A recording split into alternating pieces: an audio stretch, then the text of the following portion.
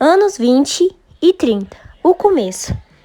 As primeiras referências de partidas de futebol disputadas por mulheres surgiram nos anos 20.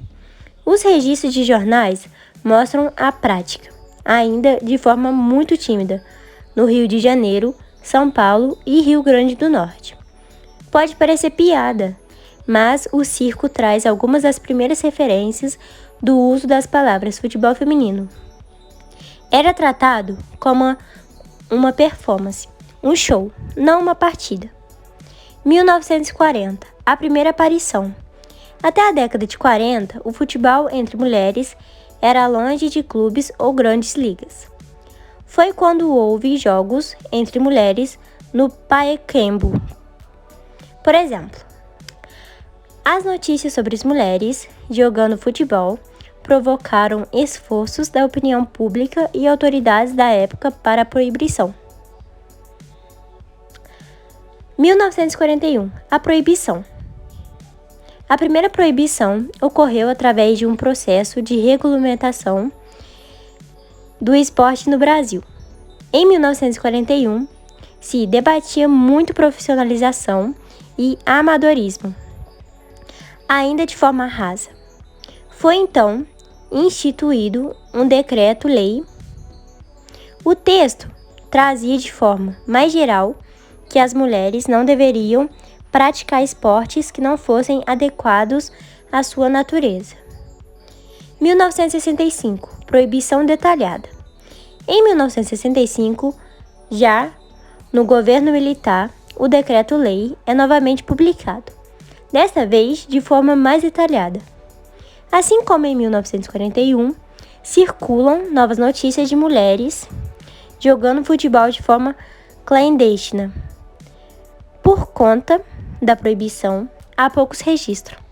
Dessa vez, a deliberação cita especificamente a modalidade.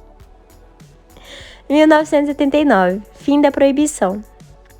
Apenas no fim da década de 70 foi revogada a lei que proibia as mulheres de jogarem futebol. É o início de uma nova jornada para a modalidade entre as mulheres. O fim da proibição, no entanto, não muda tudo da água para o vinho. O futebol feminino não recebe estímulo de clubes e federações. Ainda não foi regulamentado e segue enfrentando proibições pelo país. 1983. Regulamentação. Apenas em 1983 a modalidade foi regulamentada. Com isso, foi permitido que se pudesse competir, criar calendários, utilizar estádios, ensinar nas escolas. Clubes como o Radar e Saad surgem como pioneiros no profissionalismo.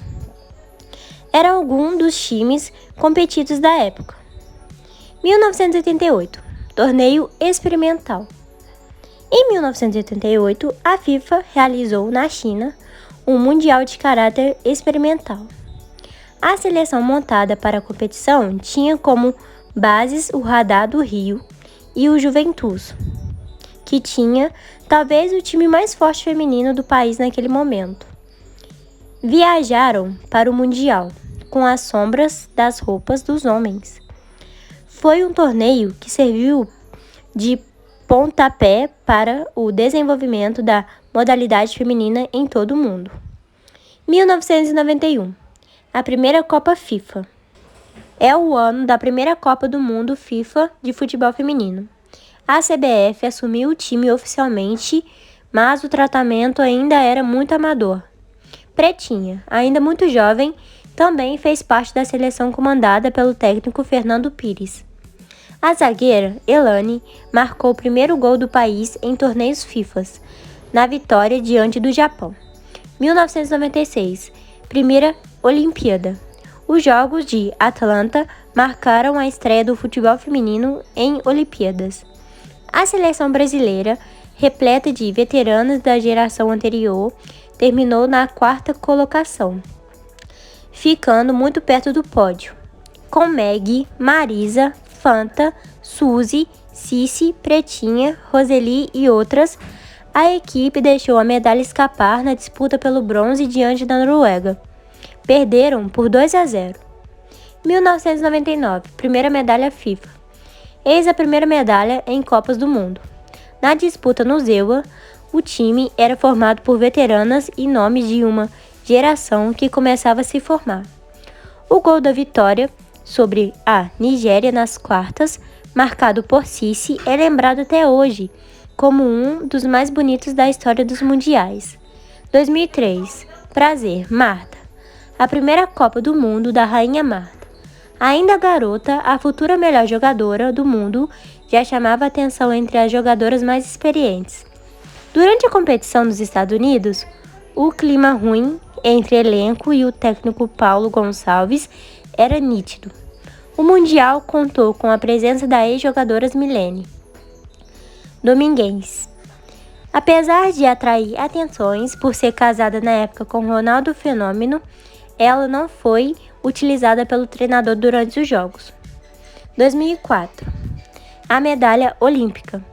Com Pretinha, Marta, Formiga e Cristiane no elenco, o Brasil chega à medalha de prata nos Jogos Olímpicos de 2004, na Grécia. Foi início de uma geração que se tornaria a mais vitoriosa do Brasil. A conquista dava esperança de um crescimento sustentável da modalidade no país, mas até aquele momento nenhuma competição nacional organizada se mantinha. O cenário iria mudar apenas 3 anos depois. 2006. Marta encanta. Para orgulho brasileiro, Marta levava seu primeiro troféu como melhor do mundo. 2007. A melhor Copa. O ano de 2007 teve um novo suspiro de esperança em relação ao futebol feminino no Brasil.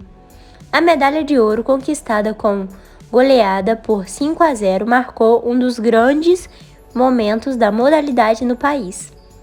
No torneio, Marta fez aquele que considera seu gol mais bonito. 2008. Mais uma prata. O Brasil chegou novamente a uma decisão olímpica. As americanas chegavam à sua terceira medalha de ouro no torneio olímpico feminino de futebol.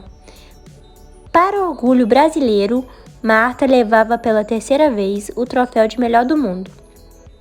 2009. Libertadores.